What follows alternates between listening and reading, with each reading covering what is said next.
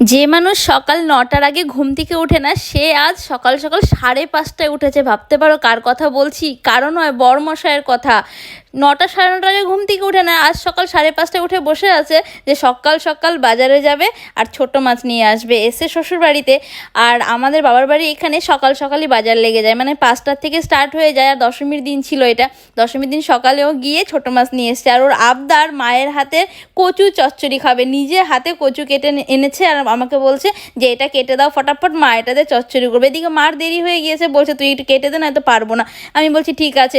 Actually আমাদের শিলিগুড়িতে কচু তো পাওয়া যায় বাজারে, কিন্তু কোথায় কোথায় থেকে যে সব কেটে আনে আমরা তো দেখি আশেপাশে কাটতে কখনো মহিলাদের, তো ওই ভয়ে আর খাই না যে কচুটা আদৌ কোথাকার হবে সেই ভেবে। আর চুলকাবে কিনা এটা বড় ম্যাটার। আর দেখো আমার দু হাতই পুরো, এক হাতে মেহেন্দির লাল আর এক হাতে কচু দিয়ে লাল হয়ে গিয়েছে।